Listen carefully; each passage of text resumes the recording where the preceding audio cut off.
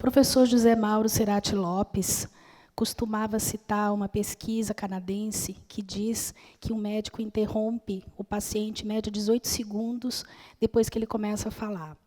Nesse sentido, eu acho que talvez a gente precise mudar o nome do TEDx para o resgate do bem escutar, porque bem escutar é bem cuidar. E cuidar é revolucionário. Assim como é revolucionário para mim estar aqui, no meio dessas pessoas todas e dessa plateia. O meu ofício, há 18 anos, enquanto médica de família e comunidade, é muito mais na escuta do que na fala. E quando se fala, é uma fala restrita, uma fala para poucas pessoas, uma fala para 2 ou 3 pessoas, num ambiente muito mais íntimo. E, obviamente, que essa plateia, né, não me dá a possibilidade disso, desse diálogo. Eu vou tentar olhar para vocês, pensando numa conversa, pensando num diálogo, mas certamente que isso é revolucionário para mim também, um grande desafio. E nesse grande desafio, vocês viram que eu repeti a palavra revolução pelo menos 2 vezes, porque eu acredito nela, eu acredito que as revoluções são necessárias.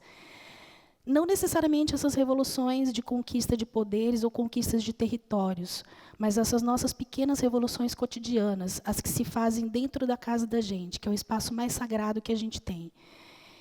Para cada revolução, existe, obviamente, um herói e uma heroína, que também nem sempre usam capa, que nem sempre usam máscara, que nem sempre voam, mas que estão caminhando de forma, no nosso cotidiano, como anônimas. É um pouco dessas pessoas e desses heróis e essas heroínas que eu queria falar um pouco para vocês hoje, um pouco das histórias dessas pessoas. É revolucionário quando uma menina do Estado Islâmico resolve, por exemplo, estudar, que é uma coisa simples. É revolucionário quando uma menina de 15 anos da periferia decide ter um filho, ou quando o filho decide gostar de um outro rapaz. São revoluções, revoluções cotidianas.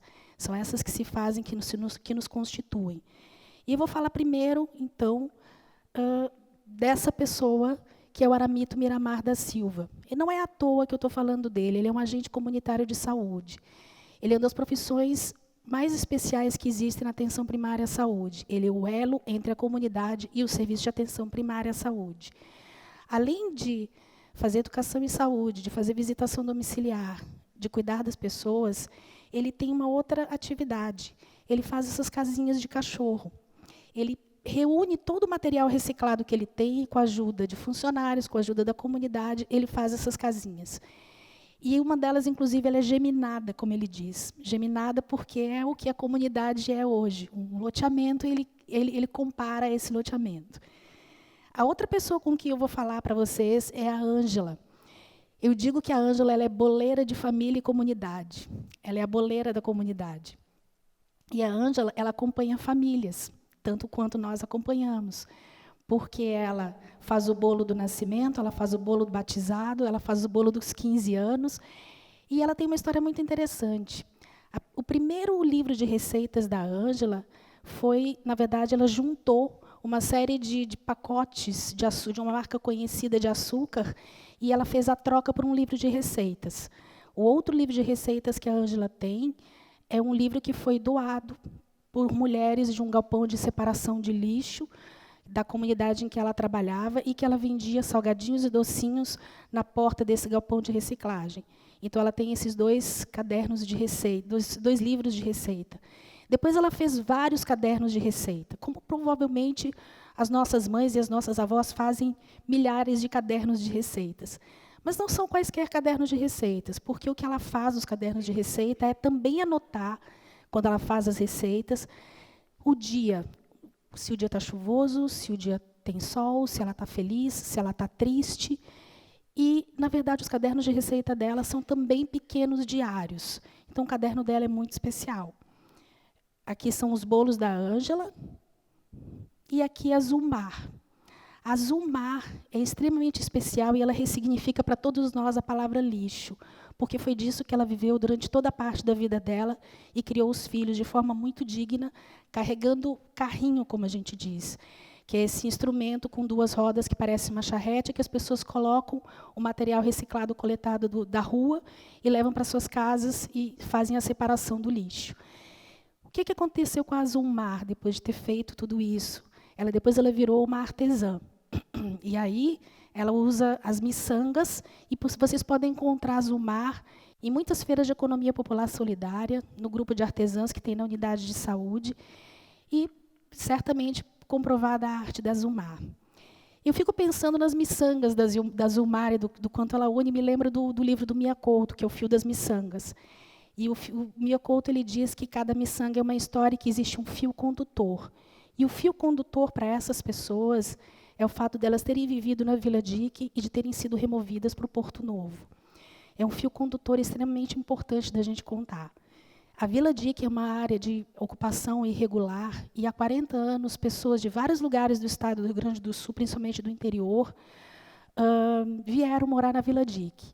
Extremamente vulnerável, pobre, uma área com umas habitações precárias, mas essas pessoas, de forma muito digna, conquistaram família, conquistaram aparelhos sociais, como, por exemplo, uma escola, uma unidade de saúde, que é aqui eu trabalho, com muito orgulho, uma creche, um galpão de reciclagem, uma padaria comunitária. Essas pessoas, essas mães, o Clube de Mães Margarida Alves foi responsável por isso. Por uma série de questões e de discursos, o primeiro discurso, o discurso da dignidade da moradia. O segundo discurso, que é o discurso da legitimidade desse território. E o terceiro discurso, que eu entendo que é o mais importante, vamos ter um mega evento, teremos uma Copa de 2014, essas pessoas começaram a ser removidas. Essas remoções ainda não terminaram, como ainda não terminaram muitas obras da Copa do Mundo. Mas certamente que essas pessoas nos traziam essas questões todos os dias, nas consultas médicas, nas consultas com a enfermagem, em todas as consultas. E isso enquanto motivo de sofrimento, enquanto motivo de medo, mas também motivo de esperança, porque não existe unanimidade. Não existe nada que seja bom ou ruim. As pessoas fazem suas escolhas, e muitas delas não podem fazer essas escolhas. E essas pessoas vinham trazendo isso para a gente. Eu me lembro de uma paciente que disse que, quando tinha chegado na Vila Dique, não tinha árvore, e ela plantou uma árvore. E, no momento que ela plantou a árvore, vieram os passarinhos. E ela tinha muito claro que os passarinhos vinham cantar para ela. Os passarinhos vêm cantar para mim. Eles estão gratos porque eu vim e plantei essa árvore. E, nesse sentido, como é que vai ser agora? Como é que eu vou sair daqui? E como é que vão ficar esses passarinhos? A gente escutou tudo isso e a gente entendeu que essa escuta tinha que ter um direcionamento. A gente entende que isso tem a ver com saúde, sim. Apesar de vocês estarem se perguntando o que isso tem a ver com saúde. Porque a saúde não é mera ausência de doença. Saúde também é essa possibilidade da moradia digna, também de uma remoção digna e dialogada e dessa escuta, desse sofrimento das pessoas. E, a partir disso, então, a gente criou o projeto Memórias da Vila Dique.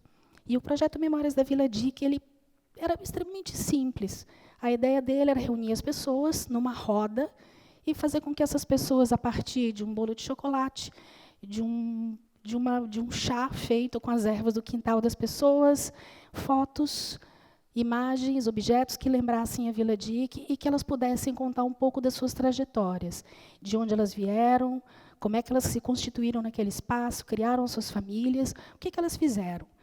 E, a partir disso, a gente teve uma série de produtos. Um desses produtos é o livro Memórias da Vila Dique, também que foi lançado no Salão de Atos da Universidade Federal do Rio Grande do Sul. Foi uma parceria do Grupo Hospitalar Conceição e a universidade, na pessoa da professora Carmen Eligio. E nós tivemos esse livro, tivemos um média-metragem, um curta-metragem, e diversos espaços culturais onde essas pessoas transitaram. Eu não preciso dizer para vocês o quanto foi importante para essas pessoas estarem nesses espaços, falando das suas histórias, autografando os livros. Isso foi extremamente importante para elas. No entanto, algo sucedeu, e, obviamente, que o passado ele é muito importante, ele ressignifica e direciona o futuro, ressignifica o presente e direciona o futuro. Porém, essas pessoas, na remoção, elas tiveram que enfrentar outros desafios. E esses desafios, que para a gente são banais, para elas não era uma coisa banal, como, por exemplo, um CEP, um endereço. E o endereço é muito importante. É com o teu comprovante de endereço que se abre uma conta no banco. É com o comprovante de endereço que você matricula o seu filho na escola, ou que você recebe uma geladeira ou um televisor na sua casa. Isso parece uma luta banal, mas não era uma luta banal. E eles tiveram que lutar até por ter o endereço. Endereço é uma questão de cidadania, é uma questão de saúde também. E, a partir disso, essas pessoas também começaram a ressignificar o seu território. E, nessa ressignificação do território, veio a horta comunitária do Clube de Mães Margarida Alves e o nosso incentivo e a nossa ideia de que, de fato, esse projeto não fazia mais sentido ser Memórias da Vila Dique. E, junto com a comunidade, a gente denominou ele de Minha Nova Rua, porque, de fato, é o que a gente tinha. Uma nova rua, ou novas ruas, ou novas realidades e novas lutas. Esse é o Clube de Mães. E ainda tivemos a revitalização dos espaços públicos, com plantio de mudas, com enfeite. E aqui tem uma imagem muito interessante, que é dessa criança brincando com uma retroescavadeira de brinquedo. Essa retroescavadeira, no passado, lá nas remoções, ela é de uma extrema violência, porque no momento que as pessoas estavam saindo de casa, a retroescavadeira passava por cima das casas para que elas não fossem retomadas por outras pessoas. Então, as pessoas estavam saindo e as casas estavam sendo destruídas. E aqui ela se constitui uma construção de brincadeira, uma construção de crianças, mas é uma construção. Temos também aqui essa outra ressignificação por parte dos meninos da comunidade, que começaram a ter o skate, para poder povoar as ruas e estar se movimentando de um outro jeito. Inicialmente, eles se autodenominaram La Fênix, porque renascidos das cinzas. E eles não ficaram somente nesse território, eles também saíram para outros espaços consagrados do skate em Porto Alegre, aqui a Praça da Matriz. E isso é o que a gente chama de direito à cidade, que é o direito que, às vezes, as periferias não têm, que é de sair do seu território, de poder transitar na cidade, nos espaços de lazer, e de poder trocar socialmente com outros meninos de outros lugares. Esses dois projetos, tanto o da horta comunitária, quanto do skate, a gente enviou para um edital do Ministério da Saúde, e ele foi o primeiro prêmio Victor Vala, de Educação Popular em Saúde, na categoria Narrativas. Com o valor do prêmio, que eu confesso para vocês é bem inferior do que qualquer número que está sendo colocado nos telejornais em relação às propinas, a gente fez um campeonato de skate, em que a gente deu um skate para cada menino, porque a gente entende que todos são campeões. São fênixes, são todos campeões. Eu acho que essa modificação do nome fala muito dessa modificação também que a gente tem que seguir na comunidade, e nas comunidades com as quais a gente trabalha. As comunidades se modificam, nós nos modificamos juntamente com elas, e a gente tem que aprender a fazer essas escutas. Muito especialmente, eu trago essas mãos um pouquinho sujas aqui do menino que pintou os pneus conosco, para falar um pouco de novo de poesia, que é essa coisa da gente ter duas mãos do sentimento do mundo, que nem diz Drummond. E eu acho que é um pouco isso que é o nosso trabalho como médicos de família e comunidade. A gente não acha que isso é a única coisa. Existem muitas escolhas, todas elas são muito especiais.